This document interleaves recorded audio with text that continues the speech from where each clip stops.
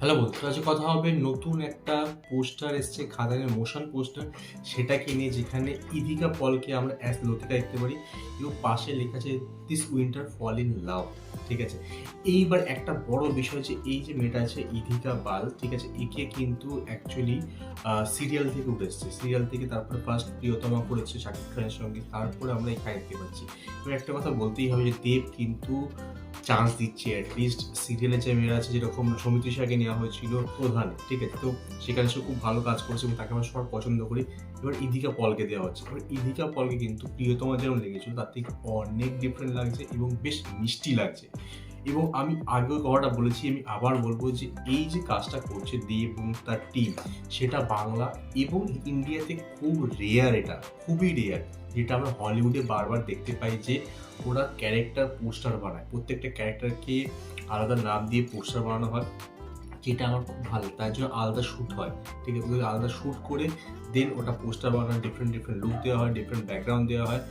But এখানে আমি বলবো বাংলা ইন্ডাস্ট্রি আরও একটু বেশি এগিয়ে কাজ করছে, বিকজ এরা মোশন পোস্টার বের করে, যেখানে একটা আলাদা থিম মিউজিকও দেওয়া হচ্ছে প্রত্যেককে, যেটা খুব রেয়ার। তুমি যদি হলিউড সুপারহিরো মুভি দেখো, সেখানে প্রত্যেকটা ক্যারেক্টার একটা থিম মিউজিক আছে। তুমি মনে রাখো ওয়ান্ডার ওম্যানের একটা থিম মিউজিক আছে, সুপারম্যানের থিম মিউজিক আছে, যেটা খুব রেয়ার। মানে রেয়ার মানে এটা হয়ই না বলতে গেলে ইন্ডিয়া সিনেমাতে। আমি বাংলা সিনেমা ছেড়েই দাও, তো ফার্স্ট টাইম ওরা যেটা করছে সেটা আমার খুব খুব খুব ভালো লাগছে, যে প্রত্যেকটা ক্যারেক্টারকে ইম্পর্টেন্স দেওয়া হচ্ছে। এখানে অনেক ক্যারেক্টার আছে, ঠিক আছে, এবার তাই জন্য প্রত্যেকটা একটা মানে খুব ইম্পর্টেন্স দেওয়া হচ্ছে, তাকে আলাদা ব্যাকগ্রাউন্ড স্কোর, আলাদা পোস্টার দেওয়া হচ্ছে।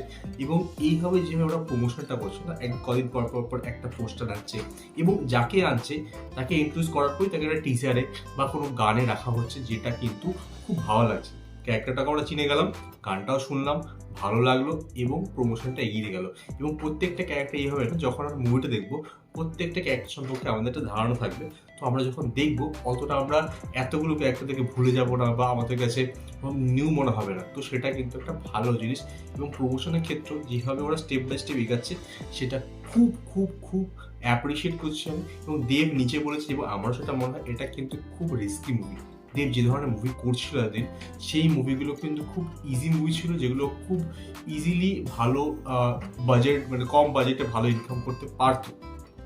বা দেব যেটা নিজেও বলেছে যে ও নিজেকে ভাঙতে পছন্দ করে এবং গড়তে পছন্দ করে। তো এই কমার্শিয়াল মুভি কিন্তু অনেকদিন করছিল না, বাংলা কমার্শিয়াল চলছিল না, সেখানে আবারও কমার্শিয়াল মুভি করছে, এবং এত বড় লার্জ স্কেলে করছে, এটা কিন্তু বড় বাজেট মুভি আছে। তো সেখানে এই ধরনের কাজ আমার খুব ভালো লাগছে। এবং আরেকটা জিনিস কিন্তু আমরা এক্সপেক্ট করতেই পারি, যেভাবে প্রথমে টিজার, দেন গান আসলো, রাজা রাজা আসলো, দেন পরের গানটা আসলো আমাদের হায়রে বিয়ে হলো কেন। তো এরপরে যে গানটা আসতে চলেছে, এটা কিন্তু এই রাজা যাচ্ছে, যাকে আমরা দেখেছি দেবকে, ছেলে দেব, সেই ছেলে দেবের গান আসবে, এবং এই মেয়েটা হবে ওর লাভ ইন্টারেস্ট।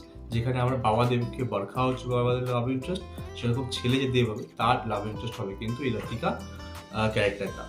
তো এটা কিন্তু বেশ ভালো হবে। এবং যে মিউজিকটা আমরা শুনতে পেয়েছি, মেবি খুব মানে সম্ভবত যে ওই মিউজিকটাই গানে থাকতে চলেছে, এর পরের গান যেটা আসবে সেটা মোস্টলি তুমি ধরে নাও within a week I think চলে আসবে এই নেক্সট গানটা, যেটা একটা লাভ সং হয়ে চলছে।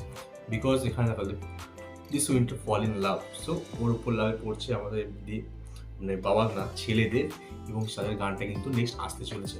তো আমার তো বেশ ভালো লাগছে এইভাবে যে ক্যারেক্টার ইন্ট্রোডাকশনটা। খালি একটা জিনিস বলবো, ব্যাকগ্রাউন্ডটা কিন্তু প্রত্যেকের জন্য সেম রাখছে।